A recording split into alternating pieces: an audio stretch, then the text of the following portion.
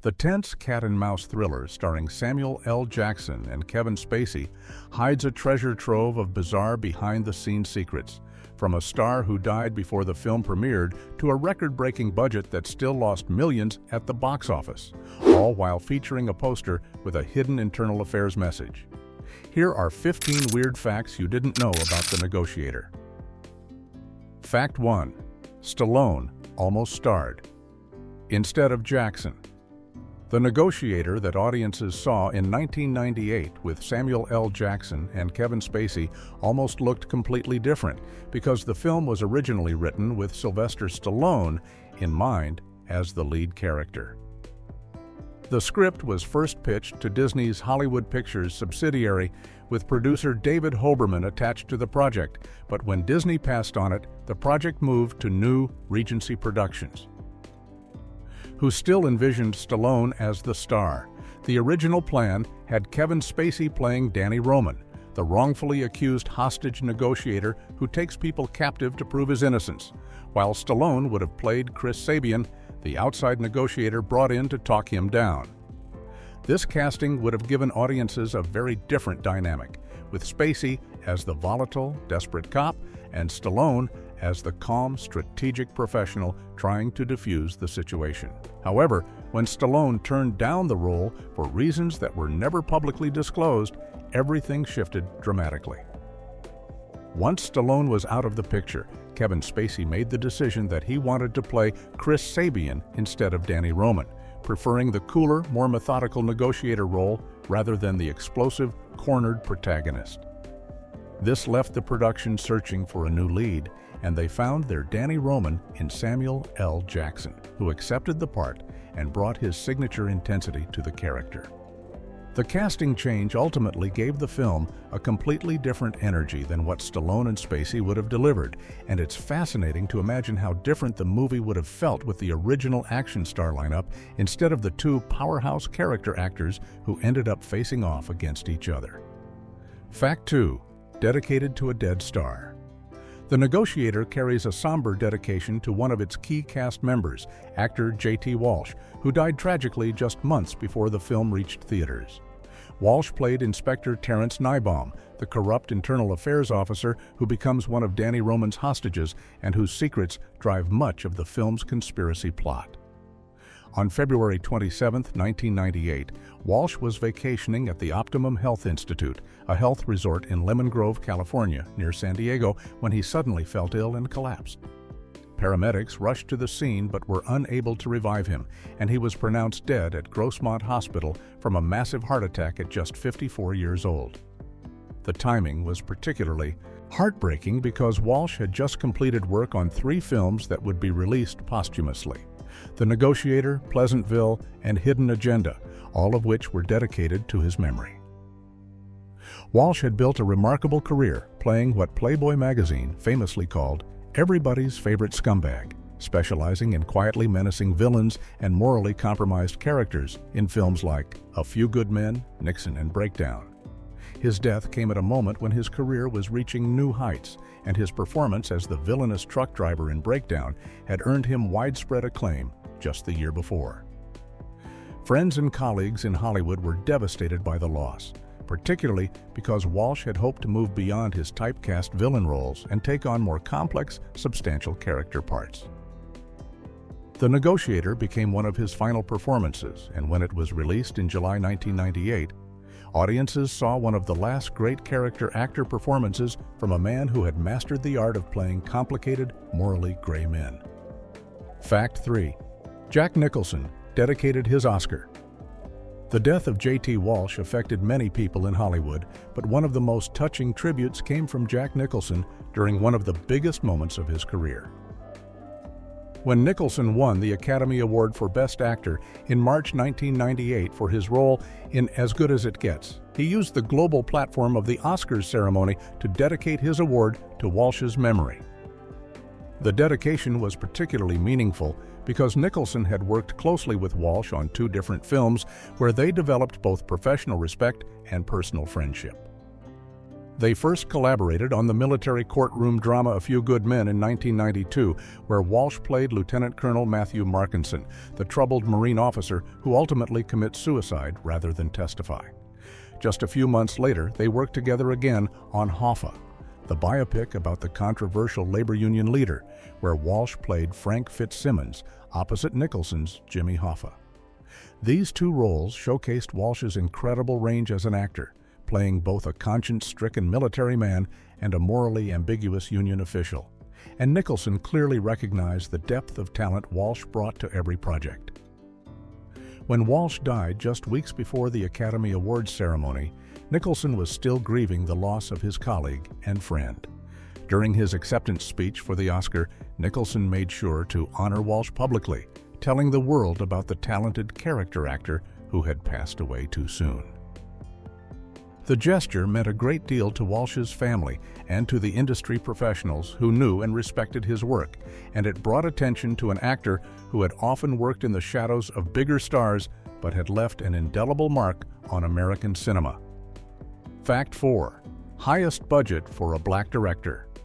When F. Gary Gray signed on to direct The Negotiator, he didn't just get the opportunity to helm a major Hollywood thriller with two massive stars, he also made history in terms of the financial trust that the studio placed in an African-American filmmaker.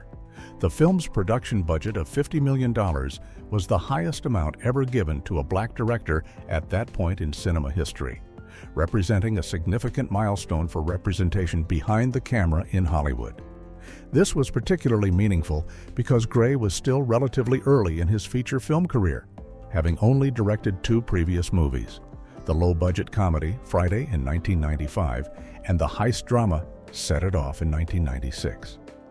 Both films had been critical and commercial successes that showcased Gray's talent for character-driven storytelling and his ability to balance action with genuine human drama, but neither had approached the scale or budget of what he would tackle with The Negotiator. The $50 million budget allowed Gray to create the kind of big-scale thriller that typically only went to established white directors, with elaborate action sequences, expensive location shooting in Chicago, helicopter stunts, and a prestigious cast. The studio's investment in Gray represented a vote of confidence, not just in him personally, but in the idea that black directors could handle major studio tentpole films just as capably as their white counterparts. Gray would later surpass his own record multiple times over, eventually directing The Fate of the Furious in 2017, which became the first film directed by an African-American filmmaker to gross over $1 billion worldwide. But in 1998, The Negotiator represented a crucial step forward, proving that Hollywood would invest serious money in black directors and trust them with major productions. Fact 5. Inspired by real pension fraud, while The Negotiator feels like pure Hollywood thriller fiction, the core story was actually inspired by real events that shocked the St. Louis Police Department in the late 1980s. The inspiration came from the case of Anthony D. Daniele, a former St. Louis police officer who had been a member of the department's hostage response team, just like Samuel L. Jackson's character, Danny Roman, in the film. Daniele and several co-conspirators had been running a sophisticated embezzlement scheme targeting the police and fire department pension fund, stealing $333,000 through a kickback arrangement involving artificially inflated brokerage commissions. The scheme worked by paying unnecessarily high fees to a specific brokerage firm, which would then kick back a portion of those inflated fees to Daniele and his partners, effectively laundering pension money into their own pockets. When the fraud was eventually uncovered, Daniele was sentenced to 8 years in prison and ordered to pay back $200,000, while the attorney, who worked with the brokerage firm, received 9 years, and other participants received sentences ranging from 6 months to 3 years, depending on their level of involvement. But the story didn't end with the sentencing. The day after receiving his prison sentence, Daniele went to the office of John Frank, the vice president of the city police board who had been instrumental in exposing the corruption, and took Frank hostage at gunpoint. The real-life hostage situation became the jumping-off point for screenwriters James DeMonaco and Kevin Fox to craft their fictional thriller, though they changed many details and added layers of conspiracy and betrayal that went beyond the actual St. Louis case, creating a more complex web of corruption for their movie version. Fact 6. The poster has a hidden message. The marketing team behind The Negotiator created movie posters and home video packaging that contained a clever visual Easter egg that most viewers probably never consciously noticed. The main theatrical poster and the VHS and DVD cover designs all featured the same basic layout. Samuel L. Jackson on the left side and Kevin Spacey on the right side, with the movie's title, The Negotiator, printed in large capital letters across the center of the image. The genius of the design was in how the title was positioned relative to the two stars. If you looked carefully at where the actors' faces appeared in relation to the title text, you'd notice that Jackson and Spacey were placed so that only two specific letters of the word negotiator appeared directly between them in the middle of the poster, the letters I and A. This clever placement meant that the poster was subtly spelling out IA right in the center, which stands for Internal Affairs, the very division that plays such a central role in the movie's plot. Internal Affairs is investigating Danny Roman for corruption and murder. The Internal Affairs Office becomes the location of the hostage crisis, and the head of Internal Affairs turns out to be deeply involved in the conspiracy that's framing Roman. The design choice was a subtle way of hinting at the movie's themes and central conflict without spoiling anything for potential viewers. Most people looking at the poster probably just saw two actors flanking a title, but the designers had actually embedded a clue about the story right into the marketing materials. It's the kind of thoughtful detail that rewards careful observation and shows how much care went into every aspect of the film's presentation. Fact 7. Extras fled the cold night shoots. The impressive crowd scenes that show throngs of onlookers gathered outside the besieged office building in The Negotiator came at a significant cost to the comfort and patience of the background performers who created that atmosphere. The production scheduled these exterior crowd sequences for 2 consecutive nights in September 1997, with filming running from approximately 5 o'clock in the evening until 7 o'clock in the morning on both nights. The timing made sense for creating the nighttime look the scenes required, but the weather completely failed to cooperate with the production's plans. Chicago in late September can be unpredictable, and these particular nights brought cold rain and strong winds that made standing around for hours absolutely miserable for the dozens of extras hired to populate the scenes. As the first night wore on and the conditions failed to improve, many of the background performers simply gave up and left the set, abandoning their positions and heading home, rather than enduring more cold and wet conditions for the relatively small payment extras typically receive. Others who stuck around developed increasingly hostile and antagonistic relationships with the production assistants who were trying to manage them and keep them in position for the shots. The production assistants were caught in the middle, needing to keep the extras in place for continuity, while the extras grew more and more frustrated with the brutal conditions. By the time filming wrapped for each night, only a small percentage of the original extras remained on set, and those survivors were so eager to leave that they literally ran back to the holding area in a nearby mall's food court to turn in their vouchers and get out of there as quickly as humanly possible. Fact 8. Filmed in United Airlines headquarters. The sleek, modern office building that serves as the primary location for The Negotiator's tense hostage standoff isn't a generic movie set or a government building, as the film suggests, but actually the real corporate headquarters of United Airlines. The building at 77 West Wacker Drive in downtown Chicago was chosen by director F. Gary Gray and production designer Holger Gross during their location scouting because it offered the most dramatic and striking architecture of any office structure facing the Chicago River on the downtown side. The 50-story building, which had been completed just a few years earlier in 1992, features a distinctive facade of glass surfaces framed in white Portuguese granite, with the top floor shaped like a Greek pediment that gives it an impressive classical touch despite its modern construction. At the time of filming in late 1997, the building was indeed serving as United Airlines corporate headquarters, having taken the name the United Building, and it would continue to house the airline's executive offices until 2012, when United moved to the Willis Tower. The production used not only the building's exterior for the many shots showing the police and media gathered outside during the siege, but also filmed inside the actual building for some interior scenes. The filmmakers also made extensive use of the Chicago River location, filming from various angles to show the building's waterfront position, and they used the nearby Quaker Oats building across the river as a vantage point for SWAT team sniper positions and point-of-view shots looking back at 77 West Wacker Drive. The production required filing flight plans with the Federal Aviation Administration and coordinating with Coast Guard officials because some of their aerial filming patterns took helicopters over the river. Fact 9. The trailer featured a non-existent line. Movie trailers often take creative liberties with dialogue or create misleading impressions about a film's plot, but The Negotiator's theatrical trailer contained a line of dialogue that audiences eagerly anticipated hearing in the full movie, only to discover it was never actually spoken on screen at all. The trailer built toward a climactic moment that suggested Danny Roman and Chris Sabian would ultimately team up against the corrupt cops, with Kevin Spacey's character delivering the tough guy line, "Now you're going to have to deal with the both of us," as a declaration that the two negotiators would work together to take down the conspiracy.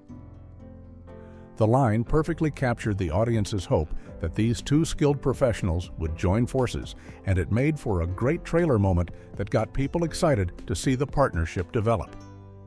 While it's true that Chris Sabian does ultimately assist Danny Roman toward the end of the film, helping him prove his innocence and expose the real criminals, Spacey's character never actually speaks that specific line at any point during the movie. The line was either created specifically for the trailer, recorded during production but cut from the final film, or pieced together from different lines of dialogue to create something that never existed as a complete sentence in the script. This kind of trailer deception was fairly common in the 1990s, when marketing departments had more freedom to construct moments that didn't quite match what appeared in the finished product. Some viewers who remembered the trailer were disappointed when they sat through the entire 2-hour and 20-minute runtime waiting for that promised moment of the two negotiators declaring their partnership, only to realize as the credits rolled that it had never happened the way the trailer had suggested. Fact 10. The composer called it difficult. Creating the musical score for The Negotiator turned into one of composer Graeme Revel's most challenging professional experiences, not because of the film's content or style, but because of the collaborative difficulties he encountered with director F. Gary Gray during the composition process. Revel, who had previously scored films like The Crow, From Dusk Till Dawn, and The Craft, was brought onto The Negotiator to create a tense, driving score that would support the film's extended hostage standoff sequences and psychological cat-and-mouse games between the two negotiators. The project took approximately 2 to 3 months to complete, which was a fairly standard timeline for a film score of this scale. But what made it particularly difficult was that Gray kept changing his mind about what he wanted from the music throughout the entire process. Revel would compose themes and cues based on Gray's direction, only to have the director decide he wanted something different, sending the composer back to rework material or try completely new approaches. This constant revision and second-guessing made it nearly impossible for Revel to find his footing and develop a consistent musical voice for the film. Despite all the back and forth and changes in direction, Revel ultimately made the decision to stick with his original compositions and instincts about what the film needed. He felt that his initial musical ideas were the right fit for the movie's rhythm and dramatic beats, even if Gray had wavered about them during production. Revel described the score as a solid example of the thriller genre rather than anything experimental or groundbreaking, but he remained proud of the work because he believed it effectively drove the film's pacing and enhanced the tension of the negotiation scenes that made up the bulk of the movie's runtime. Fact 11. Warner Brothers lost money, despite success. On paper, The Negotiator looks like a solid commercial success that should have made Warner Brothers plenty of money, but the financial reality tells a very different and surprising story about Hollywood accounting and marketing costs. The film earned $88 million at the worldwide box office against its $50 million production budget, which would typically suggest a profitable venture since it earned well over its production costs. However, the studio's aggressive marketing campaign and distribution expenses completely wiped out what should have been a comfortable profit margin. Warner Brothers spent a staggering $40.3 million just on promoting and marketing the film, buying television commercials, print advertisements, theater displays, and all the other materials needed to launch a major summer release in the competitive 1998 market. When you add that $40.3 million marketing budget to the $50 million production budget, the total cost to make and promote, The Negotiator reached over $90 million. Since studios typically only receive about half of the box office gross after theaters take their cut, Warner Brothers brought in approximately $44 million from the film's $88 million worldwide gross. After subtracting all the production and marketing costs from their portion of the box office revenue, the studio lost an estimated $13 million on a film that appeared to be successful. This kind of outcome wasn't unusual in the late 1990s, when studios were spending enormous sums on marketing to compete for audience attention during crowded release windows. The loss helps explain why The Negotiator, despite being well-reviewed and earning decent box office numbers, didn't spawn any sequels or lead to immediate follow-up projects for the same team. Fact 12. Paul Giamatti's early scene-stealing role. Years before Paul Giamatti became known as one of America's finest character actors with acclaimed performances in films like Sideways, Cinderella Man, and American Splendor, he appeared in The Negotiator in a small but memorable supporting role that showcased the talent that would later make him a star. Giamatti played Rudy Timmons, a two-bit con man and police informant who just happens to be in Inspector Nybaum's office at exactly the wrong moment when Danny Roman storms in and takes everyone hostage. The character was written as comic relief to break up the intense dramatic tension of the hostage situation, giving the film moments of levity amid all the life-or-death negotiations and conspiracy revelations. Giamatti brought a nervous, wisecracking energy to Rudy, playing him as someone who's in way over his head but tries to keep his cool by making jokes and ingratiating himself with his captor. The character ends up serving an important plot function beyond just providing laughs, because Rudy uses his skills to help Danny Roman access Nybaum's computer system to find the evidence of the wiretaps and financial corruption that prove the conspiracy exists. Multiple film critics reviewing The Negotiator specifically singled out Giamatti's performance, with several noting that he stole the show in his supporting role despite being surrounded by major stars like Samuel L. Jackson, Kevin Spacey, and David Morse. At the time of filming, Giamatti was still a relatively unknown actor, working primarily in theater and small film roles, but his scene-stealing work in The Negotiator demonstrated the charisma and natural talent that would soon make him one of Hollywood's most respected performers. Looking back at the film now, it's fascinating to see Giamatti in such an early role. Fact 13. A SWAT sniper refuses to shoot. One of the more unusual plot points in The Negotiator involves a moment where professional training and personal conscience collide in an unexpected way during a tense SWAT team breach attempt. When Commander Adam Beck's tactical team tries to storm Inspector Nybaum's office to end the hostage situation by force, a SWAT marksman finds himself with a clear shot at Danny Roman, who is at that moment holding hostages at gunpoint and has been identified as the suspect in both murder and embezzlement. In virtually any real-world scenario, a SWAT sniper would take that shot without hesitation when given the order, especially since Roman appears to be an armed and dangerous fugitive who has already allegedly killed his partner and is now threatening more lives. However, the marksman deliberately refuses to pull the trigger, essentially disobeying a direct order during a critical tactical operation. The film suggests that the sniper's refusal comes from his recognition of Roman's character and the complexity of the situation, perhaps knowing Roman's reputation as a good cop and sensing that something isn't quite right about the whole scenario. This moment of hesitation and the sniper's decision to trust his instincts rather than follow orders ends up backfiring spectacularly, because Roman immediately recognizes what's happening and uses the failed breach attempt to his advantage. He manages to capture two SWAT officers, Scott and Marcus, who had entered through the vents, turning them into additional hostages and strengthening his negotiating position. The scene raises interesting questions about following orders versus following conscience, and about how even trained tactical operators can be influenced by their personal knowledge of a suspect's character when making split-second decisions. Fact 14. Disney passed. Regency took a gamble.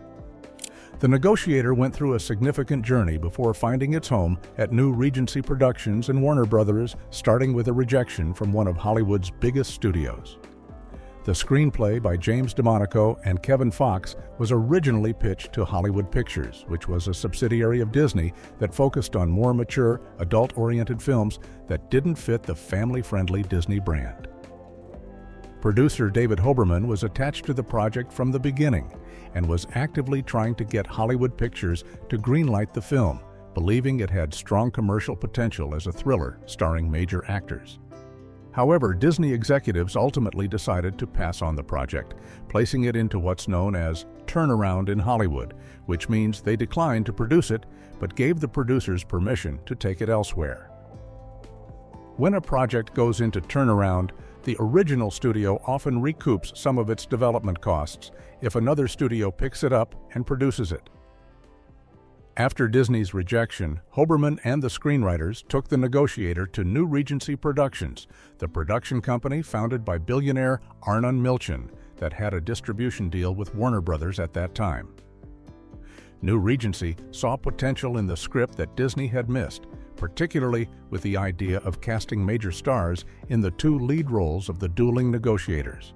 They greenlit the project with their $50 million budget and moved forward with production.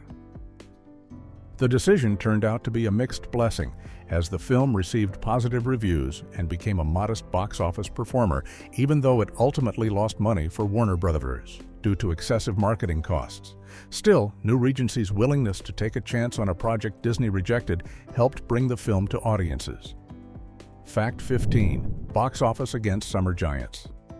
The Negotiator faced brutal competition when it opened in theaters on July 29, 1998, arriving at the tail end of one of the most competitive summer movie seasons in recent memory. Film debuted in fourth place at the box office during its opening weekend, earning only $10.2 million, which was a disappointing start given the star power of Samuel L. Jackson and Kevin Spacey and the $50 million production budget. What made the opening even more challenging was the specific competition the film faced from the three movies that beat it at the box office. In first place was Steven Spielberg's Saving Private Ryan, which was in the middle of its phenomenal run as one of the year's biggest critical and commercial successes, earning massive repeat business from audiences drawn to its powerful World War II storytelling. The Parent Trap remake with Lindsay Lohan was in second place, continuing to draw family audiences looking for wholesome entertainment during the summer vacation season. And There's Something About Mary held third place, with the Farrelly Brothers comedy still packing theaters weeks after its release, thanks to word of mouth about its outrageous humor. Against these three very different but all highly successful films, The Negotiator struggled to find its audience, particularly because it was a serious, dialogue-heavy thriller without the emotional punch of Saving Private Ryan, the family appeal of The Parent Trap, or the comedy of There's Something About Mary. The film would go on to have a decent theatrical run and eventually earn $88 million worldwide, but it never recovered from its weak opening and finished as only the 47th most successful film released in 1998, a year packed with massive hits.